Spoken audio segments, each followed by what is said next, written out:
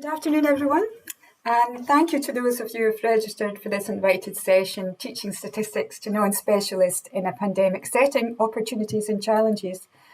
My name is Margaret McDougall, and I am a medical statistician and researcher at the University of Edinburgh. This session will report on valuable long-term lessons learned in a pandemic setting for the teaching of statistics to non-specialists.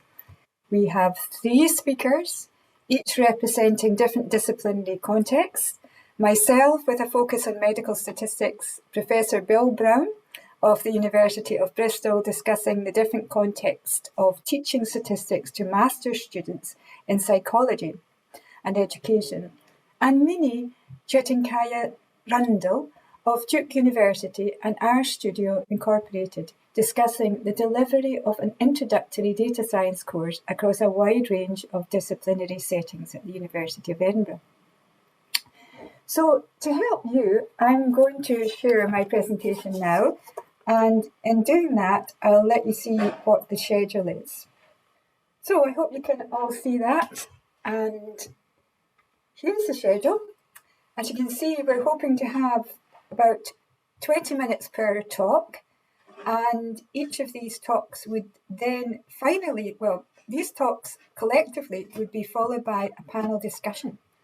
Now, in order to participate in that, I would really encourage you to jot down some questions from each of the talks that you're listening to and keep them to the end if you would. We're hoping we can have a lively session.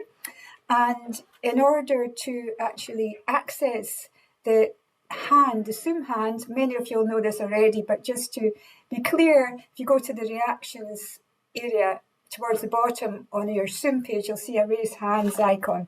And we'd be very keen that you would, on raising your hands, when invited to do so, share your video and audio and be a part of the panel session. So that's a little bit about what to expect. And we look forward to hearing your questions, and I hope you'll enjoy this session. Now, I'm going to start off. Necessity is the mother of invention, interactivity and partnership in the teaching of statistics to medical students. Well, let's have a look at some history first of all. And as you can appreciate, when teaching statistics to medical students, there are some challenges. And one for me has been insufficient exposure of medical students in early years to uniting theory and practice in statistics, and all the more so a challenge for the students.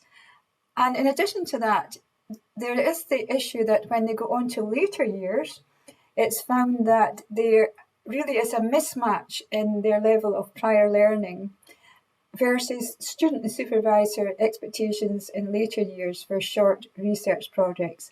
And that is fueled by a pressure to publish or to mirror published statistical analyses.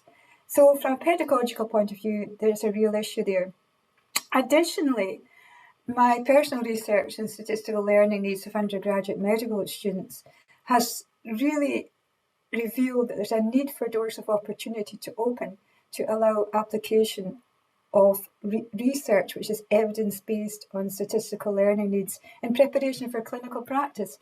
Now, all of these events are really interrelated. And if you want to learn more about the relevant work, I've given some references which you can look at in your own time. But I'm going to talk about some great doors of opportunity that have opened in my own working experience. And in doing that, I would like unreservedly not to take any credit for any progress that has been made and success. And thank God for all the opportunities that have come my way and any success that may be associated with that. So with that in view, let me move on and share with you some good news as well as some challenges. So first of all, I was very pleased that in 2018-2019, an opportunity evolved within the Year 3 Intercalated Honours Degree programme for me to teach more statistics than would have been the case ever before. And you can see in bold I've emphasised the idea of integrating skills acquired in statistics theory and practice. And that was over 5 half days, but in addition to that, students were given formative assignments and model examples and solutions by myself. However, in that context, there was an assessment where statistics questions were squeezed into a 2-hour written research skills exam, which is more general. And I'm sure some of you have experienced this if you're trying to teach statistics to non-specialists. The statistics somehow get squeezed into an exam, if at all. And the problem here was that students were not able to engage in sound statistical reporting or exercise the depth of prior learning available through model solutions, formative exercises, and data analysis. So a lot of effort being put in within the course, but really a cram within the assessment experience itself, with the result that there's an absence of evidence of learning through assessment. So what could we do about that would be the question. Well, some intended objectives for a new assessment would be that of eliminating non-reflective speed test approach to assessing statistics in the original research skills exam, of course, and instead instilling statistical rigour to avoid perpetuation of statistical misunderstanding in high-ranking clinical journals. So in order to do that, we'd want to make medical students confident and competent as consumers and producers of statistics in preparation for clinical practice. So how could that be achieved? Well, wonderfully, another door of opportunity opened, and as one might expect from the theme that's general to this presentation, or session rather, all statistics teaching and assessment delivered online in response to the COVID-19 pandemic, which turned out to be a good thing. So the new assessment that evolved out of that was a 3-hour standalone open book statistics exam, and the emphasis being on sound interpretation and reporting of statistics based on hypothetical data analysis. And as before, the questions had been put into clinical case scenarios, but there was focus time on statistics, 3 hours in fact. And as you can see, I've mentioned a 24-hour window to accommodate the different time zones. I'm sure many will be very familiar with that across the disciplines, in fact. And the result was, in general, greatly improved attention to detail and rigour. So where we have an opportunity taken from the pandemic. Just sharing some marks with you here, and I'll come back to the point that you'll have observed that there's overall a good performance with the exception of a minority.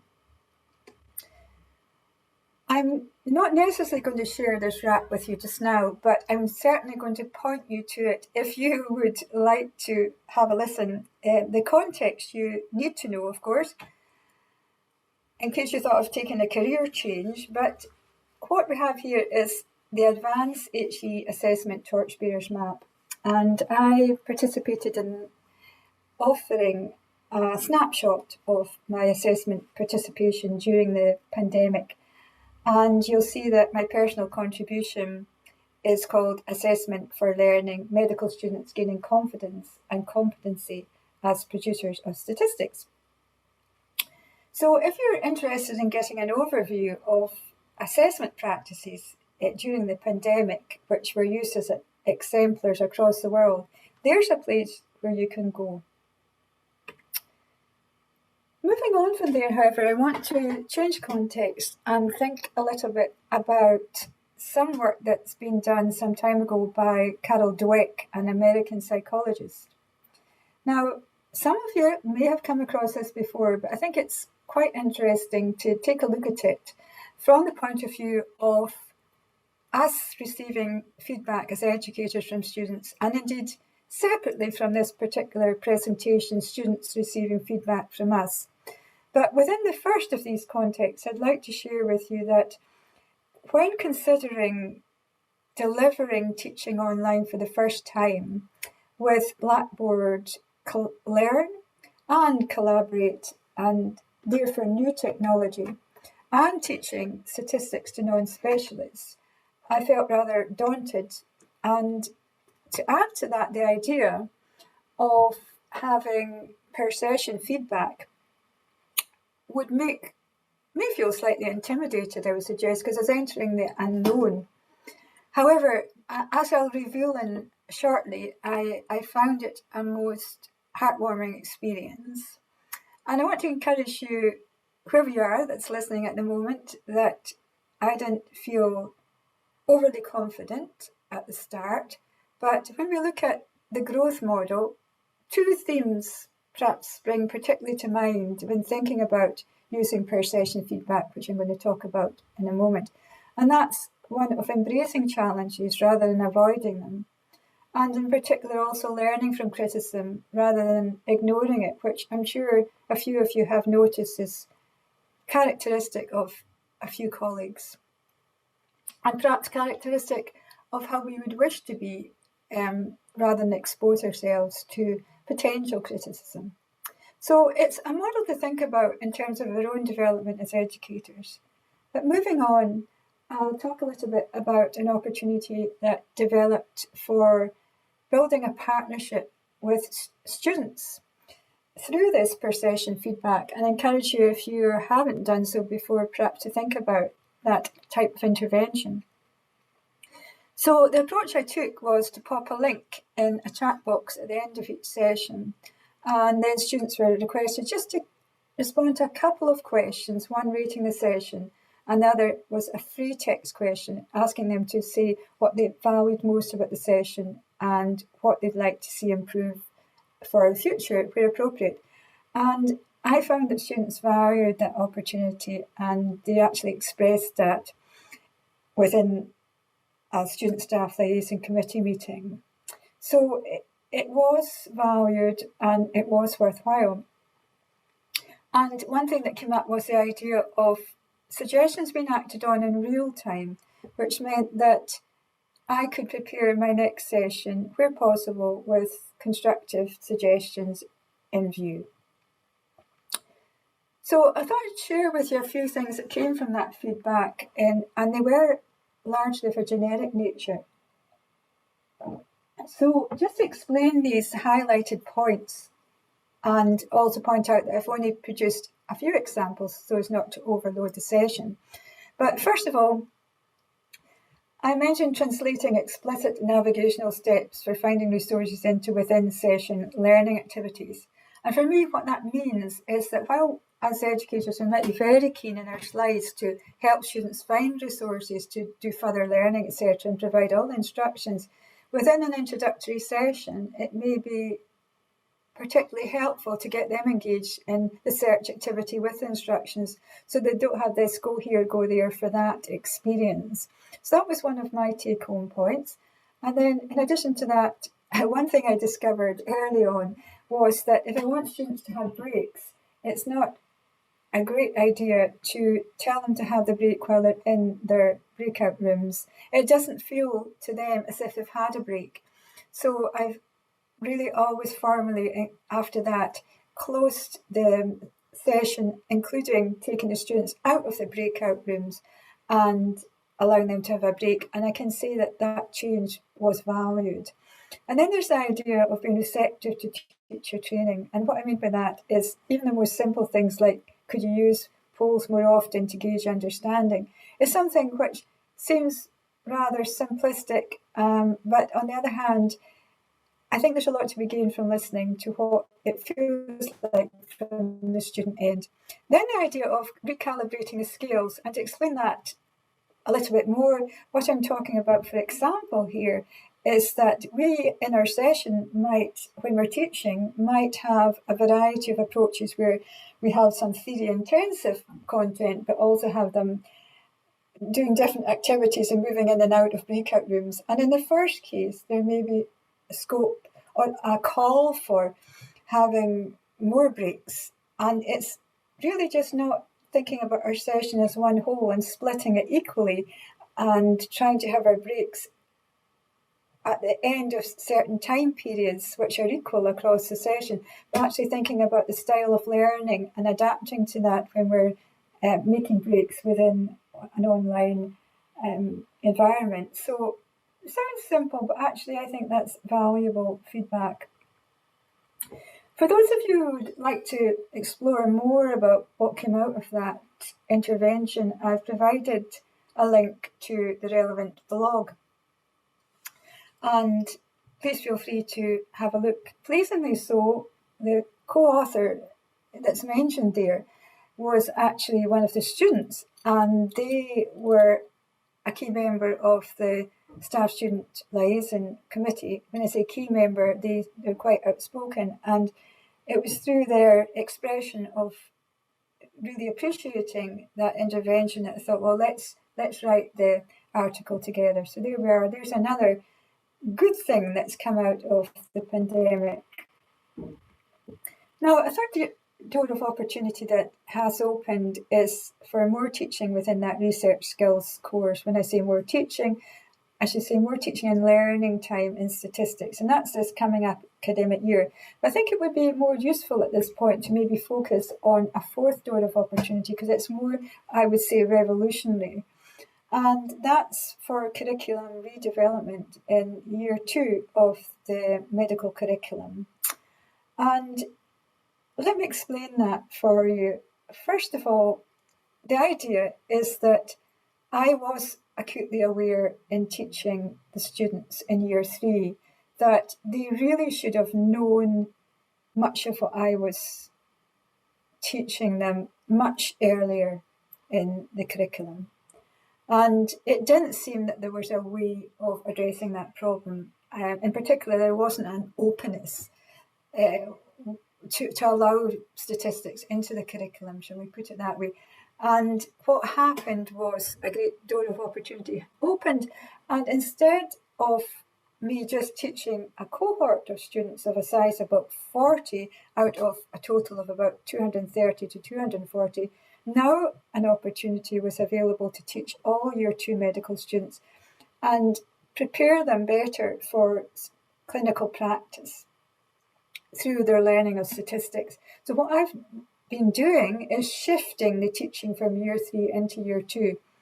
And that has really been a radical shift. In addition to that, I can say that all teaching in year 2 is online. So being online, as many of you have experienced, due to the pandemic, seems to have, to some extent, become quite normal. So live sessions would need to be complemented with recorded lectures, however, because there is more of a challenge when teaching all students with the competing demands from non-statistical courses, but it is pleasing to see this having evolved. What will happen to assessment? Well, year 2, I've given you a description of the types of assessment that I have in mind, and you can see it there before you. I shall not read it to you, but I would just point out it's great news, given the, shall we say, apathy towards statistics within medicine, to see that the knowledge-based exam is now going to incorporate statistics questions. So it's as many of you will appreciate, if something gets assessed, it shows the students that it's thought to be important. It's not just a carrot on a stick, it actually gives it some status. So there's some good things happening. What about year 3? Well, this is me coming back to the marks I shared with you and acknowledging there is a weighting towards performing well, and it is not unique to statistics. It's concerned that the 24-hour window that was used to cope with all the different time zones is something we need to revisit as we're appearing to move out of pandemic restrictions. So as a quality assurance move, one thing I'm considering is removing the 24-hour window at the moment. As you can appreciate, that may help balance the marks and really attend to the recommended 3-hour time which students are given. It's very common within assessment for students to be given a recommended time, but they allow 24 hours due to the different time zones. And new statistical topics will then need to be included in year 3 to compensate for the shift. What will inform that? Well, pleasingly so, research that I've done previously on statistical learning needs. So you can see the challenges that I raised at the beginning are gradually being addressed, which is wonderful. Future challenges, however, I have to be honest and share with you that it's an ongoing attention to challenges, mission. And here are some of the current ones in year 3.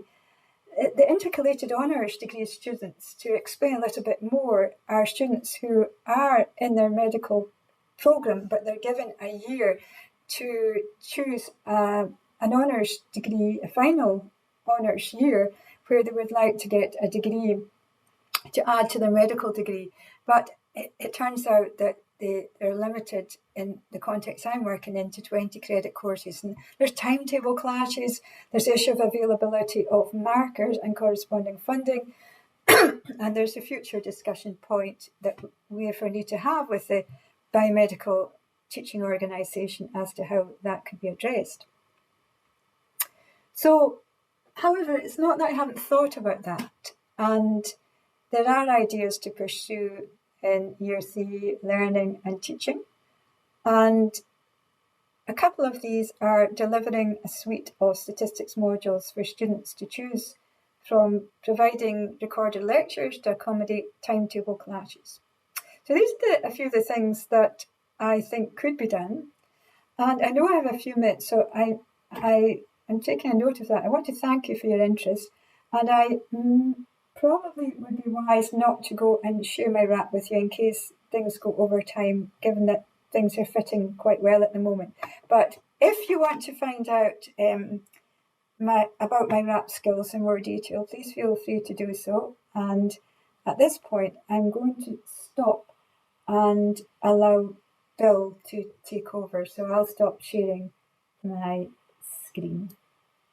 And thank you very much for your interest. Okay, well, hopefully you can all hear me. Thank you very much to Margaret for that talk, and also for inviting me to this session. So the topic I'm going to talk about is teaching statistics to psychology and education master's students, a blended learning approach. And I should acknowledge there are a pair of us professors in the Centre for Multi-Level Modelling at the School of Education who share the load on the statistics teaching. So this is joint work really with George Leckie, my teacher support. Now, normally at the RSS conference, I talk about my research on statistical development and various other things. Over the last 18 months, kind of the day job has got in the way. So it's quite nice to be able to, with the effects of COVID, actually talk about the day job.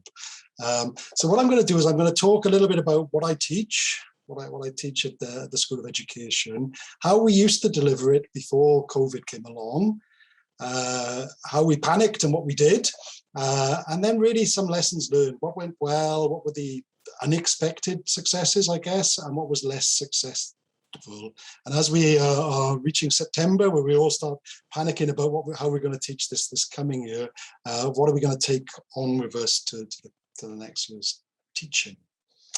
Okay, so basically in the School of Education, I teach a pair of units that are taught concurrently. The only difference between them is one is given 10 credits and one is given 20 credits. So one has twice as much assessment as the other, but we use the same series of lectures. They're to masters and PhD students. So in the School of Education, in the UK at least, we're not a very quantitative bunch. So the Stats in Education, which is the 10 credit version, is taught to about 100 to 120 students who are taking psychology in education and neuroscience in education pathways, the perceived more quantitative pathways, whereas the introduction to quantitative methods variant of this unit is taken as core training for PhD students and our MRACE program. And how do we deliver that? Well, that's quite a lot of students. Between them, it's about between 120 and 150, it depends on the year. So we split them up into groups of about 30, maximum of 30, and that's really, that's good for the staff-student ratio, but also it's to do with facilities. We have a computer lab where we teach that only takes 30 people. So we teach 2 hours a week for 10 weeks, rather than do the same lecture 6 times, we have 3 groups each, and only have to do it 3 times. And it's a very mixed, it's postgraduate teaching, so it's a mixed audience. They have different backgrounds in terms of some of them have some statistical knowledge already. Some of them are doing their masters part-time, so they're working during the day. So 2 of our sessions are in the evening, 4 of them are in the day. And what we do, we have the joy of the SPSS package to work with. So we combine our sessions between a mixture of lecturing, discussing journal articles in psychology and education, and then doing practicals using SPSS. So I'm not going to whiz through this, basically just to say that the kind of the content we're talking about here is going from ground zero, where they know nothing about statistics, to some null hypothesis significance testing and things like both parametric and non-parametric, up as far as, say, the chi-squared test. There is a slightly more advanced statistics course that some of them opt to do after this, which will cover things like regression and analysis of variance, but this is the one that they all have to do. We sort of split things up, so we've got 7 weeks of lecturing per se, 2 weeks for them to work on an assignment, because it's all coursework based, and a final week where we kind of give them a flavor of what else they could do with stats and let them go. And the primary motivation here is really to help them when they come to do their dissertations at the end of their masters or in their PhD. What do the students think of the course? Well, we've been teaching it for quite a while, so we're quite confident in our teaching, and so we get reasonably positive feedback. In actual fact, we tend to be one of the highest units, despite them not really coming onto the course to do statistics. We tend to be one of the higher liked units. Whether that makes us good teachers is another question. And so that was fine. That was how we used to teach, and we would do that in our autumn terms. We'd be busy. And then COVID hit, and basically we had no access to the computer lab. All of the seats were too close together.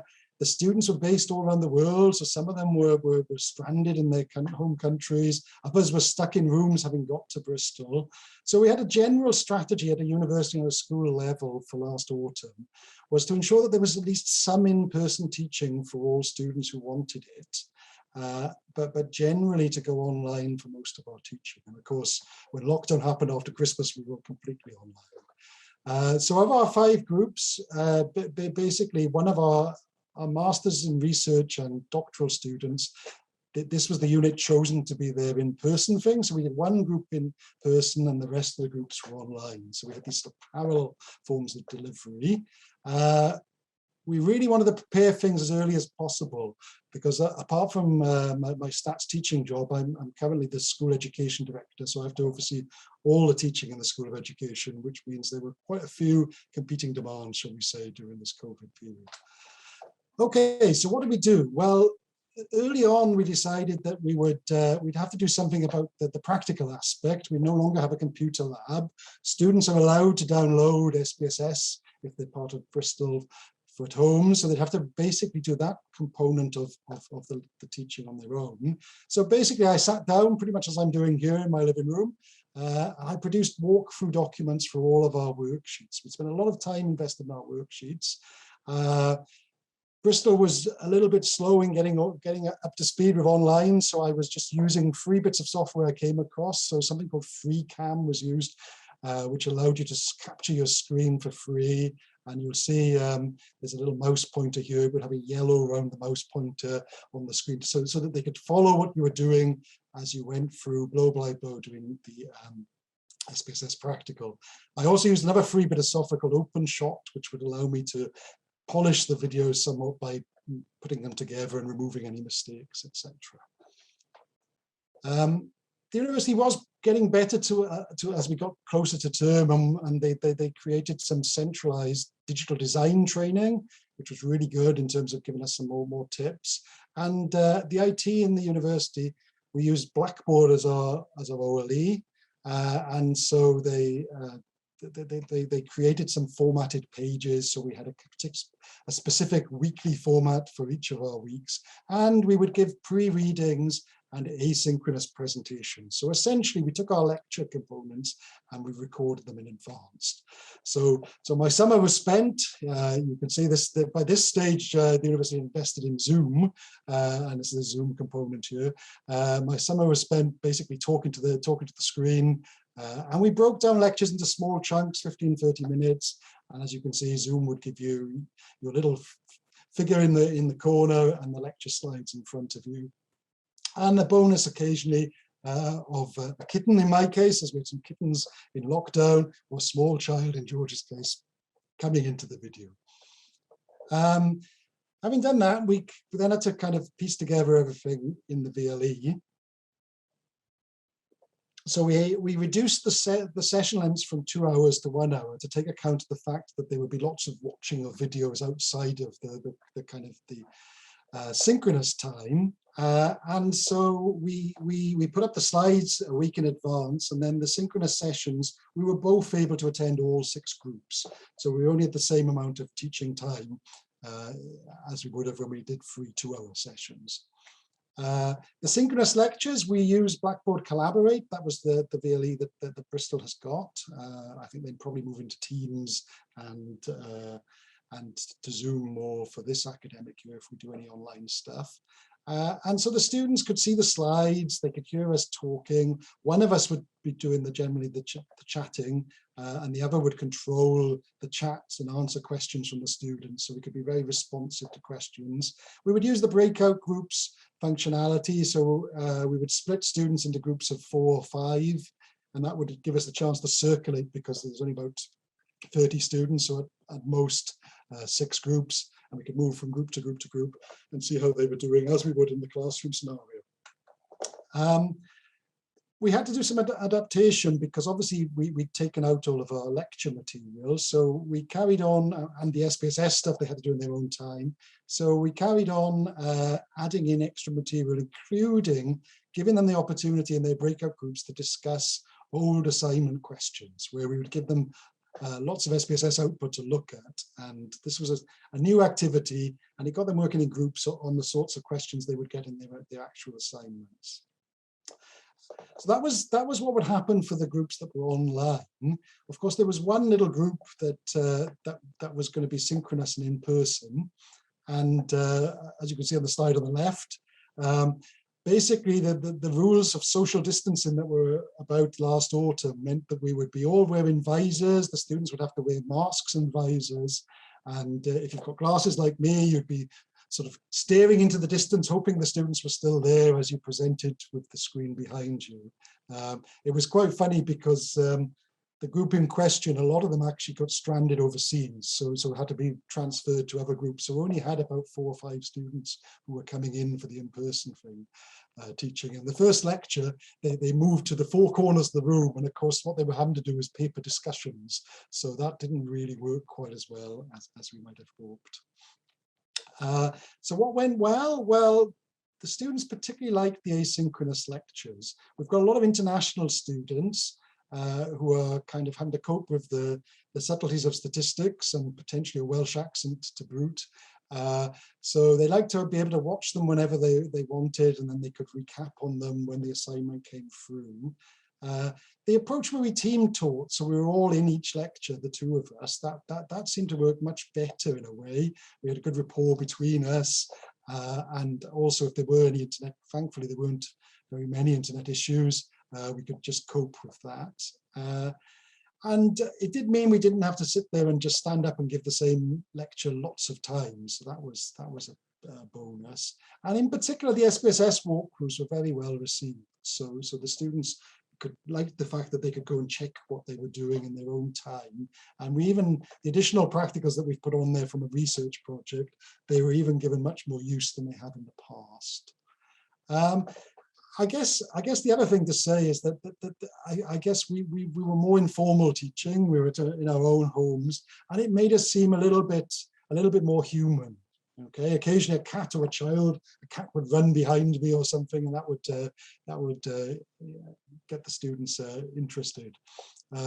And it also meant you got more conversation with the students. Sometimes the students don't really want to talk, but if you're on this, there seems to be an ease of talking when you're online compared to in person. And particularly when you've got name labels for all of your students. I mean, if you're teaching 130, trying to remember all of their names can be quite difficult. So they were very positive comments, and some of them even thought that, you know, it was as if the course had always been taught online. Obviously, there were negatives.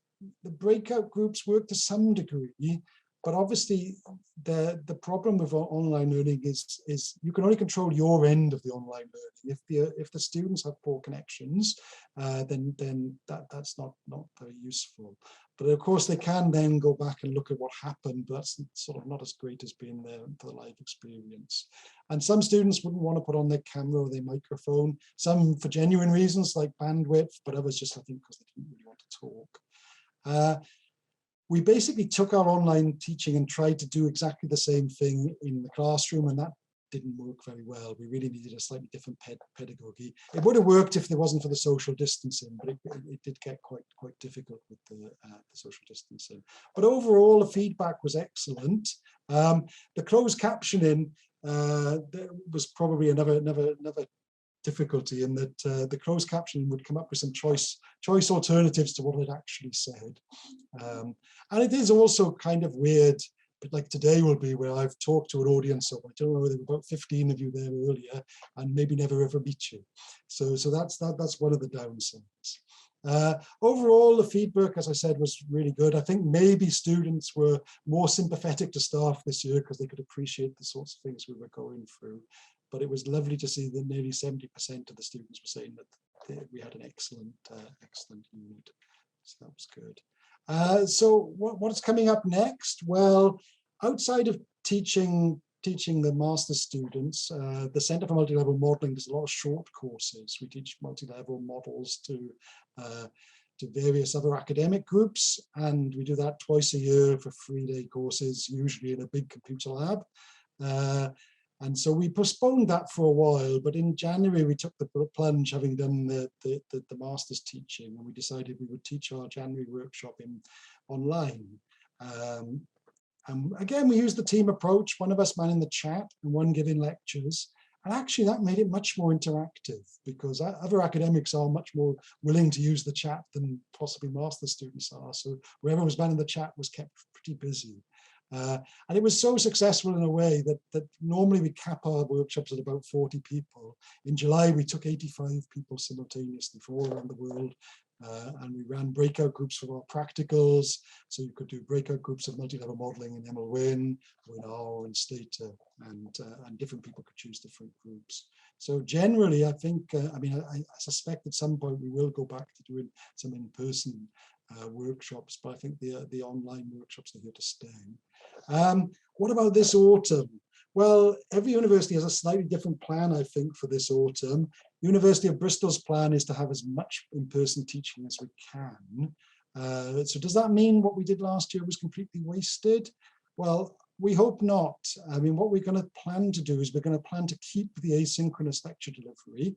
So we're going to make the students watch those lectures before they come to class, and then use the class, which we're expanding half the way back from the 1 hour to 2 hours. We're going to stay at 1.5 hours in-person sessions, where we're going to use the stuff that we did in the 1 hour, because sometimes we found that was a bit short, but also put in the SPSS worksheets to do there. The only downside, you can never know what your IT department is in going to do next in your university. So in their wisdom, they've upgraded SPSS from version 24 to 28, which looks ever so slightly different. So I will try and keep my walkthroughs there, but students will have to have the caveat that they're not quite the version that they might have on their computers.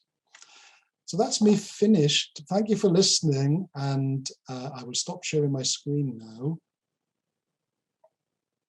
And I think I've probably saved Mina a few extra minutes there, so I will hand on swiftly to Mina for her talk. All right, thank you very much. So let me go ahead and share my screen here.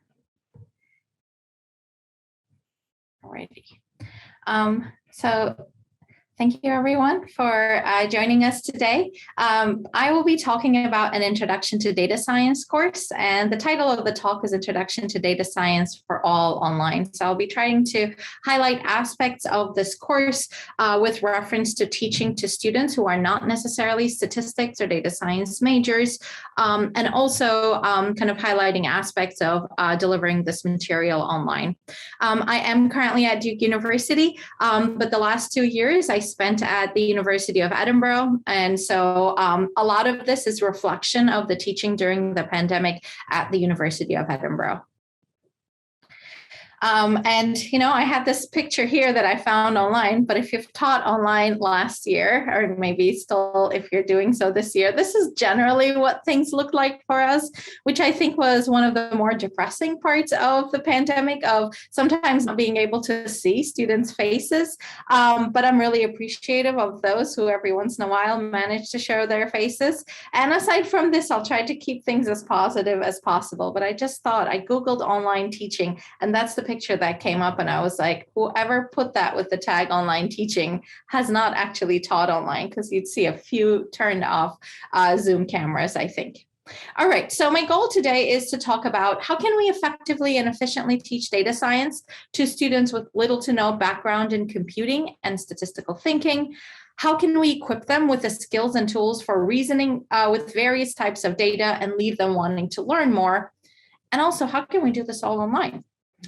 My goals for the talk is to demonstrate some concrete course examples, share tooling tips for online teaching, and also provide some open source teaching resources at the end. So as an overview for the course, we focus on kind of data visualization, data wrangling, tidying, and acquisition. There's a huge emphasis on exploratory data analysis, predictive modeling, and uncertainty quantification is the bits of statistics that we get into. And also throughout the course, there's a thread that runs that is on effective communication of results.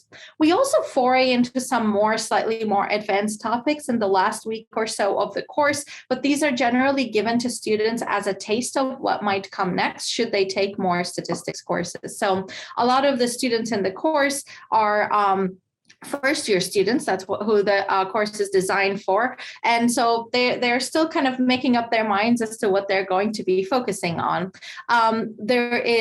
These topics include things like interactive visualizations, text analysis, machine learning, and also Bayesian inference, or really whatever else the instructor of this curriculum feels like teaching and kind of dabbling in about the last week of the course.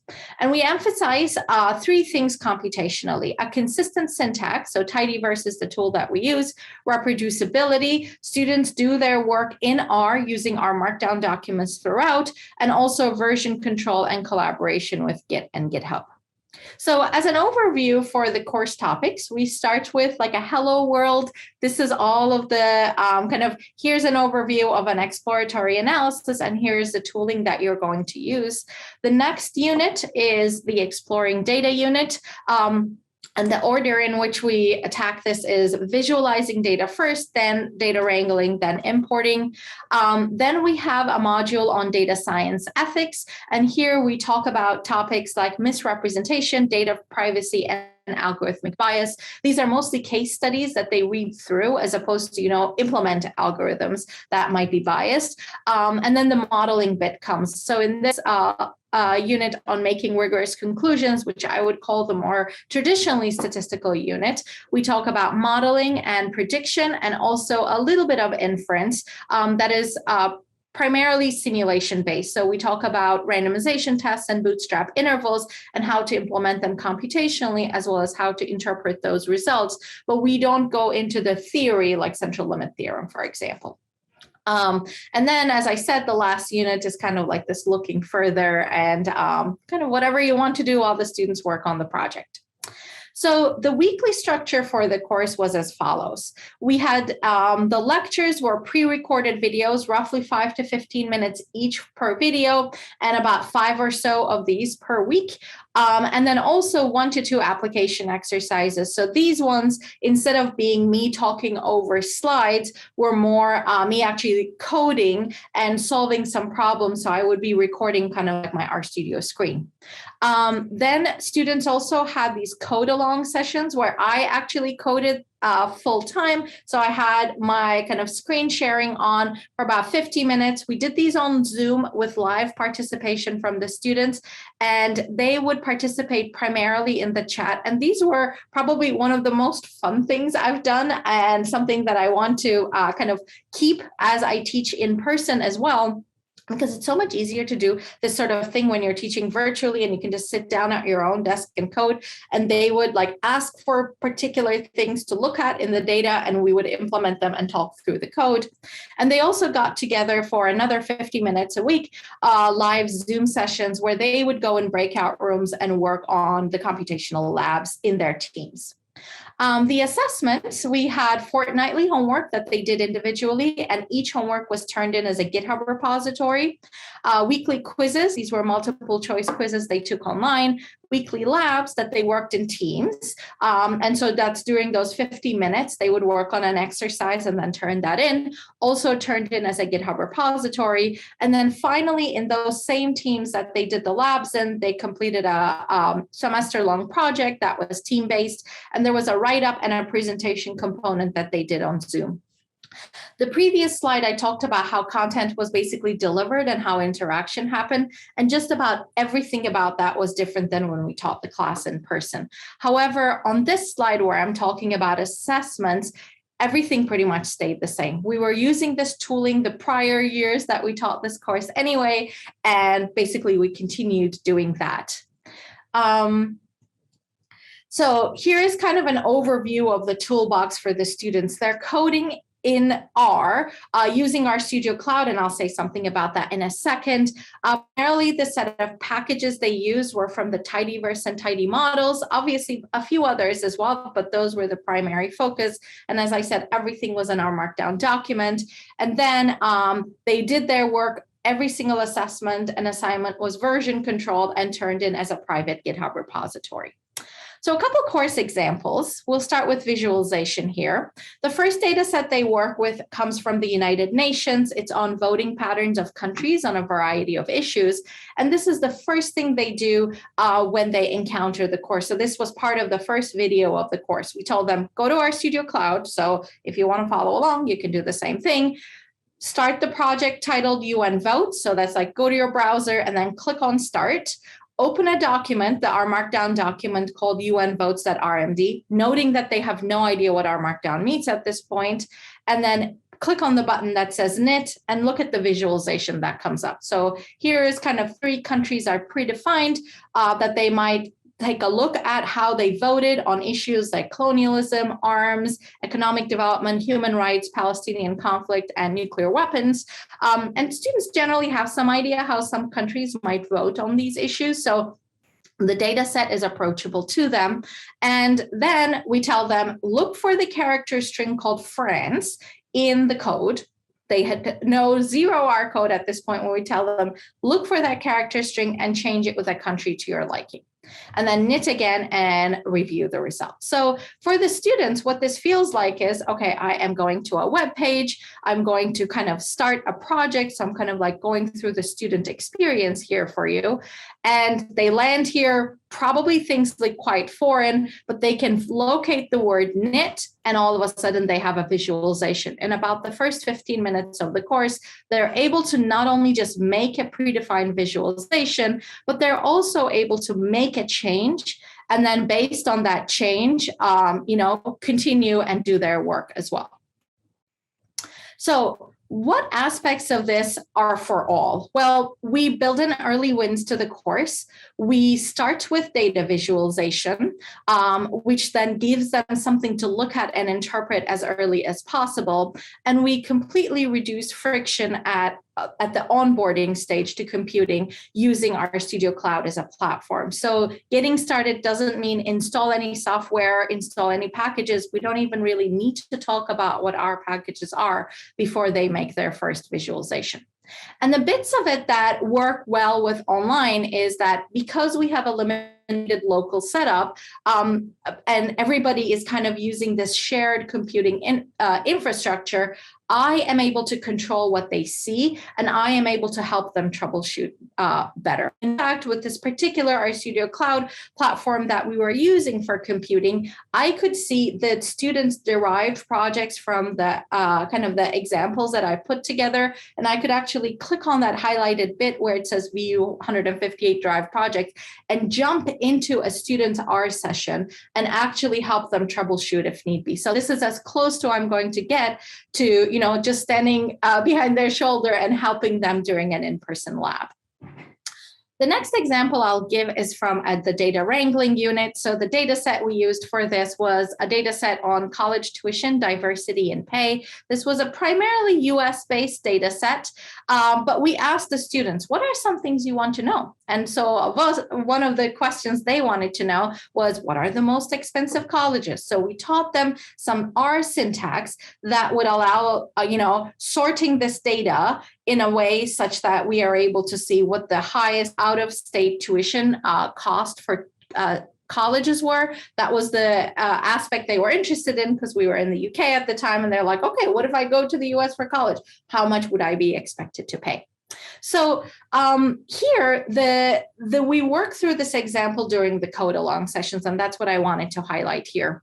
And the way these code along sessions worked is that I had my RStudio cloud window that I would be sharing with them, and they could do the same thing on their side as well, because I would prepare these kind of starter documents that they had access to on RStudio Cloud as well. We would be on Zoom, and these would be recorded, but you don't see the students' pictures for privacy, but they would be in the chat kind of typing, I want to know this, I want to know that, can we do this? And in fact, it turned into this fun game of the students trying to find things that I didn't know how to do in R, which was a great opportunity for me to Google my way around things, and got them motivated to ask more and more questions. So these live coding sessions were so much more livelier than any in-person live coding session I did, because the barrier to entry was low, in the sense that it's sometimes difficult for students, especially in a large class. This was a 300-person class, to raise their hand and participate constantly, but typing in the chat,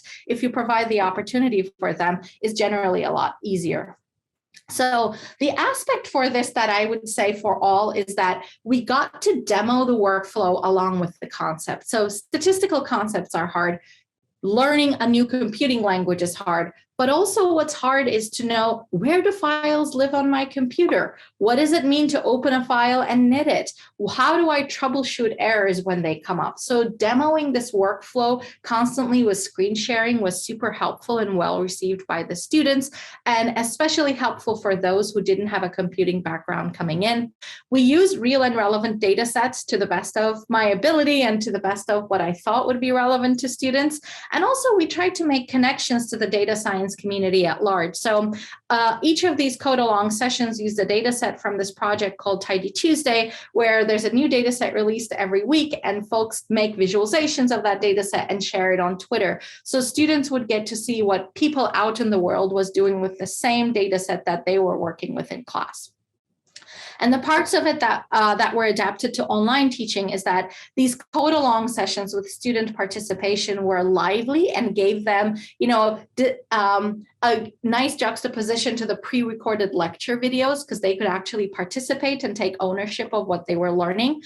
We did record these for asynchronous learners, though, because some students were in a time zone where it wasn't feasible for them to join.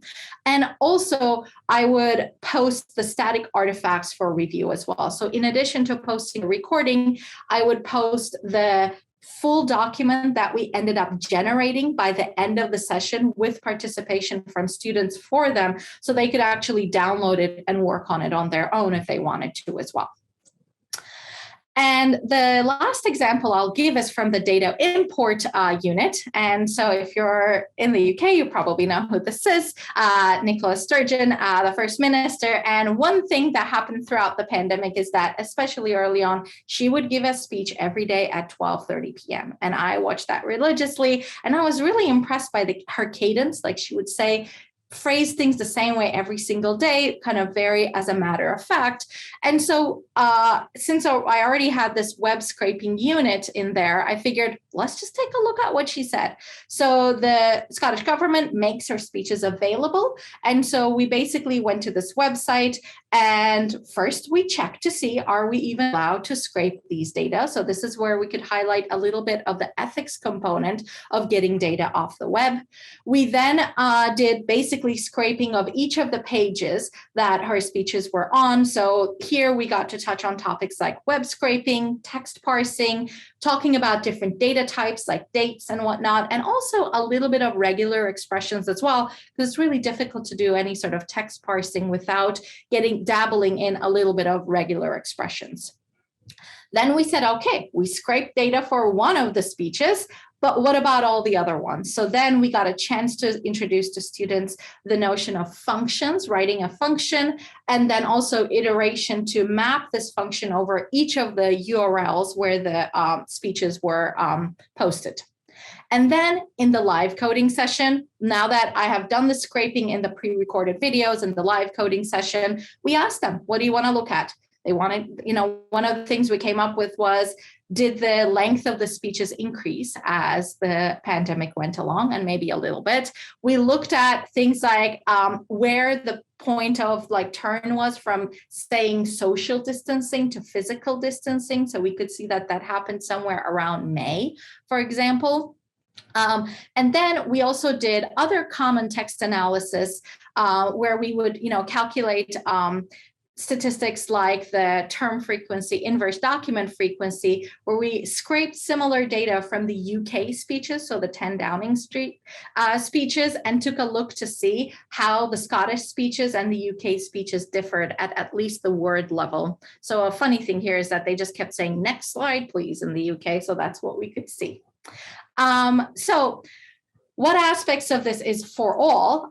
We tried to bring as much of the current events that were happening to course content, which is a tricky thing when you're teaching in a pandemic, because one of the things I didn't want to do was bring in data like mortality statistics. It is too raw a data at this point, and people have lots and lots of emotional attachment to it. Very understandably so. And I certainly did not want to teach students, how to estimate things like deaths when we weren't teaching formal epidemiology in this course. At the same time, to ignore the fact that all of this data was being generated didn't seem honest either. So that's why I went with this text analysis approach of the speeches as opposed to the health outcomes of the pandemic. Each of these involved step-by-step demonstrations of getting data off the web, and we continuously reviewed all concepts. So as you can see, even with a new topic, computationally or statistically, we go back and visualize it. So we go back to what we started learning in day one and making visualizations of our data. And the aspects of it that worked well online is that the asynchronous lectures that were pre-recorded were basically for introduction to concepts. Then we would use those concepts in the live sessions with the code-along sessions with student-guided data exploration, so they could actually take some part in what they were seeing. And then the labs and the homework assignments were for them to do a deeper dive on their own. So after these examples, I'll wrap things up with a few pedagogical tips. One of the things that the students, that I believe is super helpful for learning really anything is repetition, but particularly a new computing language or any language really. And so we had these tutorials that I developed using the LearnR package in R that allowed students to kind of work on the more kind of simpler but drill type exercises for learning things like how do you visualize, how do you wrangle, how do you fit a model, how do you interpret a model outcome. These were not graded, but they were released every week along with the week's content of lectures, and students could go through them. And each of these code chunks that they filled have automated feedback built into them. So since we weren't really in class working on these and I wasn't there to provide the feedback to them, I tried to do that as much as possible in an automated fashion. the quizzes that they took on a weekly basis also had this reflection component to it. So this kind of comes back to what Margaret was saying earlier in terms of getting continuous feedback from them. We asked the students, like, what was difficult this week? What was challenging? And then, as I said, it's 300 students, so lots of data to read through. So I would do some crude things like grab that text data and make diagrams out of the things that they said were confusing to them. And then if need be, dig back into the verbal data to understand what really was kind of bugging them. And each week I started with a 15-minute video, like a 10-minute video that was called like recapping last week and introduction to this week. And I would go over the questions that came up in these reflections. I also think when you're teaching to a diverse audience of any sort, or really any group of students, leaving some room for creativity is essential. So the project that they did was completely open-ended. They could find their own data set, and we helped them along the way with kind of, at a proposal stage to make sure they were on the right path.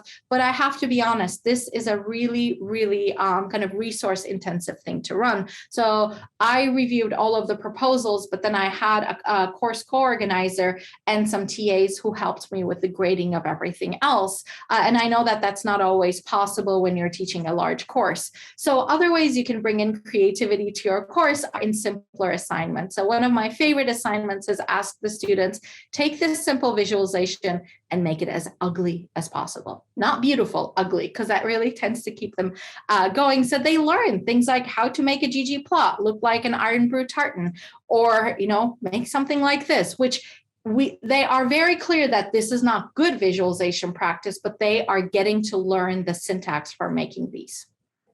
We also built in lots of peer review, which made the other humans in the class real people to them, because they would be kind of getting feedback, their peers.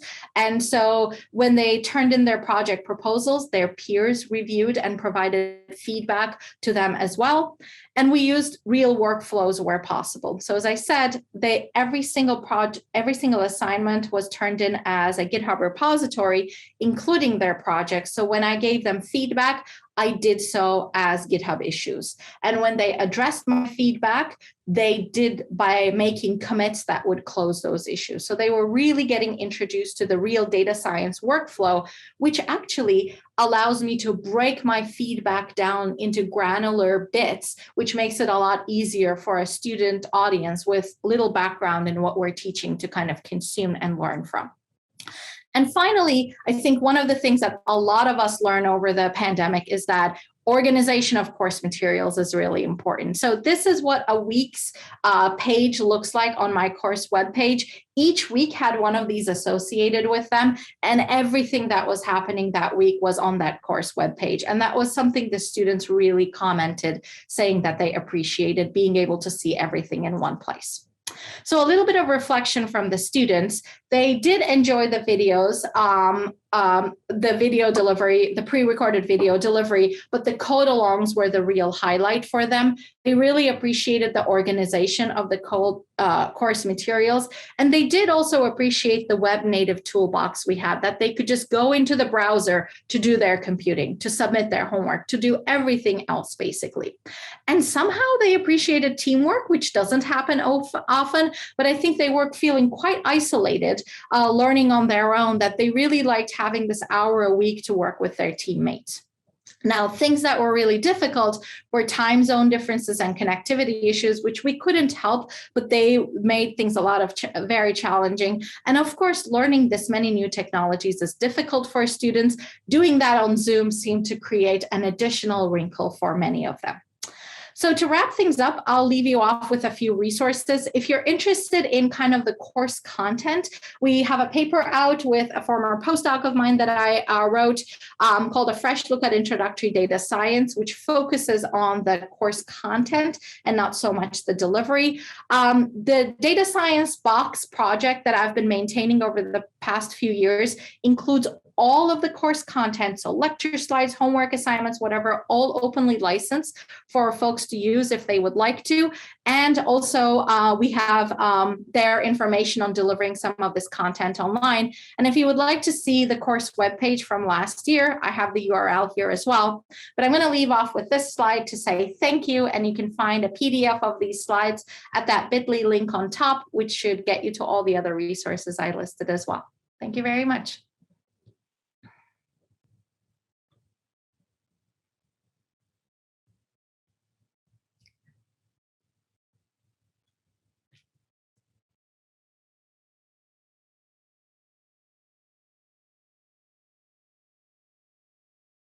I think you're muted, Margaret. Thank you.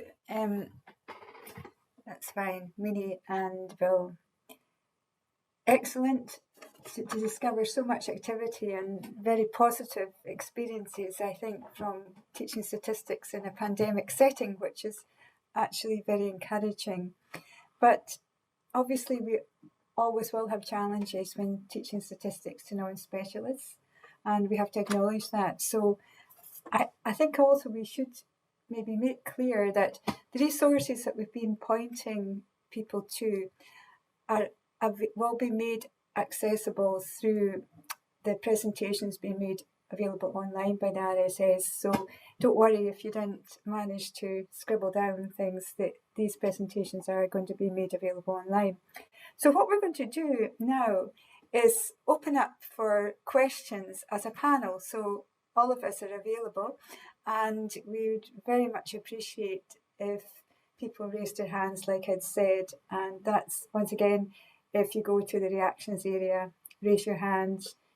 If you feel you would like to share your video and audio, great. And we'll take things from there. So kicking off, we've got a question from, now, can we, it says Nicola, but yes, yes. Correct? Thank you for the presentations.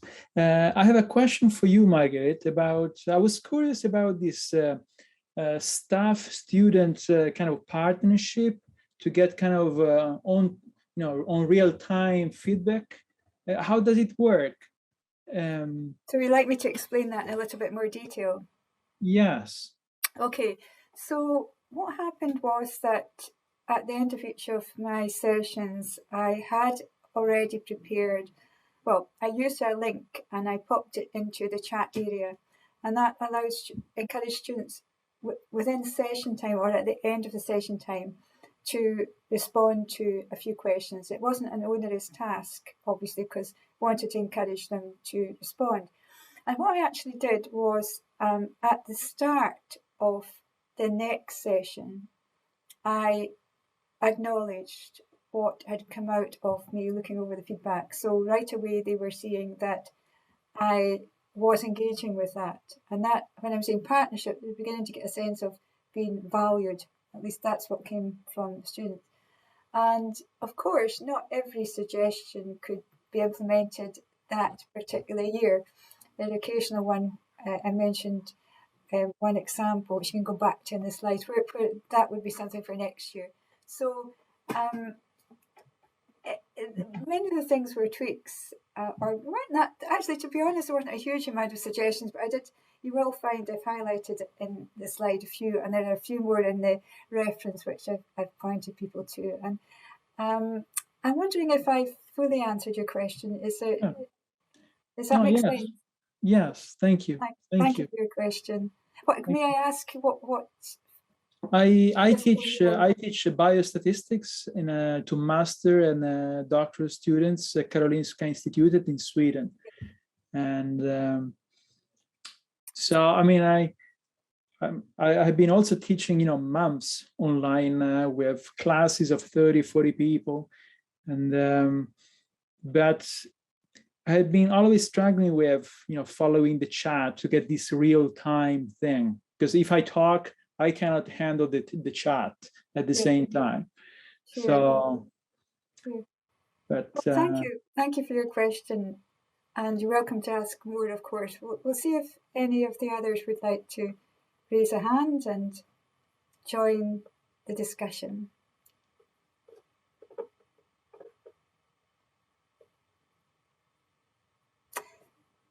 Perhaps I can get the conversation going a little bit more and people will come in. I hope you will. Bill, I'd like to ask you a little bit more about the distinction between teaching, I believe, education students and psychology students.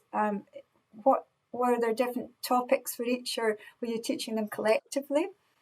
They're really all education students, but some of them, the psychology and education course is a kind of conversion master, so they can become educational psychologists that way.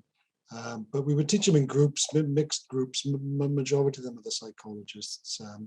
I mean, Nicola was just saying about some of the challenges. One, as I said, one of the advantages we had is that two of us were there all the time. So somebody then can man the chat while somebody is doing the talking.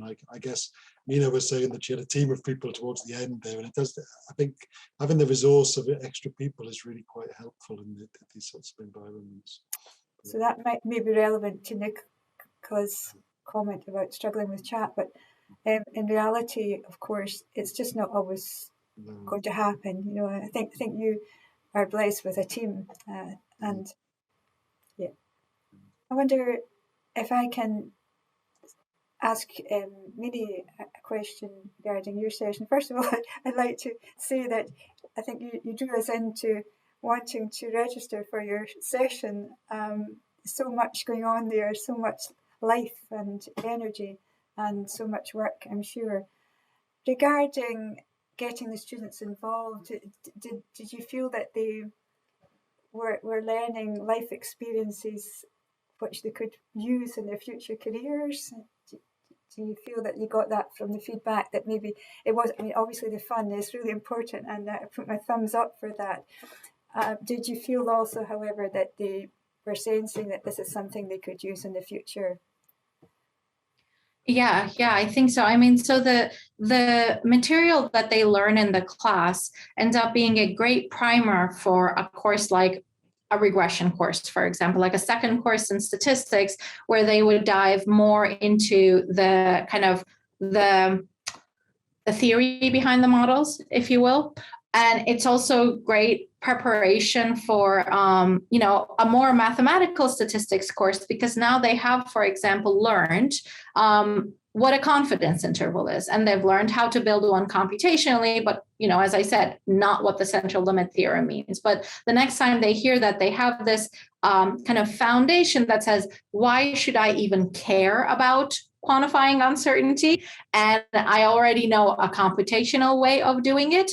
And now tell me a little bit more about, you know, what I might learn in terms of like kind of the mathematical underpinnings of it. So the course certainly did not touch on the mathematical underpinnings, but my experience with feedback from this course and, you know, this particular year, the pandemic year, I don't have that sort of feedback because their next courses are happening like this year. But generally, I've been teaching this curriculum for a while, and the feedback has always been that the instructors teaching the next course are happy with what the students are coming in with. In addition to that, there's the computational aspect of what they're learning and the toolkit that is hugely useful to them. So we have first year students here, for example, who are able to, you know, use R very competently and a set of modern packages, as well as use version control, Git and GitHub. So if they're applying for internships over the summer in data science positions, that's the sort of skills that the employers are looking for. So there is, in addition to academic preparedness, this like preparedness for an internship or a job that's happening. And that's another thing that students tend to mention. Good, that sounds very positive. I did see Irini appear while you were talking. I'm wondering, Irini, if you want to reappear. And I see you've got your hand up, so why don't you come back again and join us? Yeah, of course. Hi. Hi, you've got your family. Welcome to everybody. We're actually at the conference, so we're just in one of the rooms in Manchester. So thank you for the talks. We are from UCL, so the Center for Applied Statistics courses. Yes. So really lovely talks. We got a lot of tips jotted down from all of you. Just a couple of questions from me. I'll start with Mina that was just talking. What are your students again? What's the background of the students? I'm sorry if I missed it from your presentation. Yeah, so the course has no prerequisites. So we had about 60% of the students in the class were first year students. So this was one of the first courses they take at the university.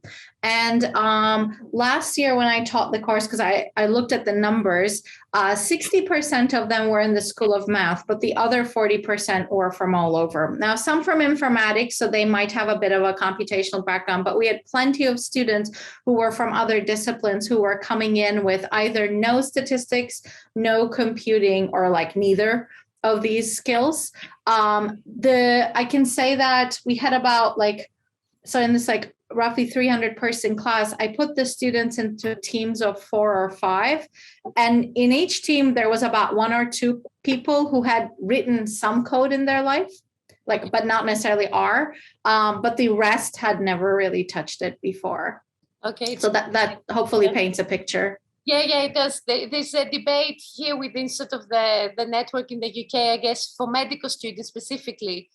So we teach, medical students, but postgraduate maybe level. And there's a debate, is this SPSS or R the way to go? Yeah. And a lot of us use R for our own analysis, but actually at universities, as Bill said, you kind of go with SPSS. So that's why it's trying to... Sorry to interrupt you there, but I just want to see, because we're just getting a bit tight for time, if anybody else would like to ask a question. So we have 4 minutes left, just to let everybody know. Anybody else? Stay there, Irene, and we may be asking you to bring in your next question, but I just want to see if anybody else would like to participate. I've got a hand up again from Nicola, but Nicola has also. So can we maybe just, while you're here, Irene, and then we'll go to Nicola, but could I ask whoever is answering, maybe it's me, I don't know, but just be short because we want to allow somebody else to. Just so the next one was for Bill, very quick. So, the session that you said, Bill, you did for, I believe it's Bill, right? I know it says William, but it's Bill. Yeah. 85 students when you did the multi-level modeling. May I ask, was it just, again, 2 of you supporting that, or was there more people? It was more complicated than that, in that I was external examining in the middle of it all as well. So we had 3 of, there was a postdoc as well. But in any one session, one of us was talking and one person was manning the chat. And sometimes you can't keep up with the chat, and then you have to wait to the end to kind of go back to it. But I'll stop there because I know there's another question. Thanks, Irene. You don't have to go away, Irene. You can stay if you'd like. But we'll bring in Nicola, because I think Nicola, you have your hand still up, so I'm assuming you may have another question. Yes, very quick for Mine. With time, I got to realize that the coding is very distracting for so many students. So they're learning statistics, you put some code on it, it doesn't matter the language, but this is adding up. My hope some years ago was that coding, it helps. But I realized over time that coding is just adding another level of stress on understanding statistics. So I don't know, what is your experience? Because I see that you use R, deployer, all this code, that when I see these type of things, I get a headache when I see all these percentages, less than, greater than. Oh my God, couldn't be easier, this stuff? You've got to answer that in 2 minutes, Mini. Yeah, I think that, just like is possible in any other academic setting, I guess I have to say that must be a difference of opinion and experience, because in my opinion, one can't be a modern statistician without knowing some computing as well. Now, if I was to say this should be the entire undergraduate statistics curriculum, but there's nothing else important, I think then yes, I think that's maybe taking things too far. There's many facets to statistics, but my experience is that traditionally we have left computing to students to figure out, and we have highlighted in prime time in our courses the mathematical underpinnings over everything else.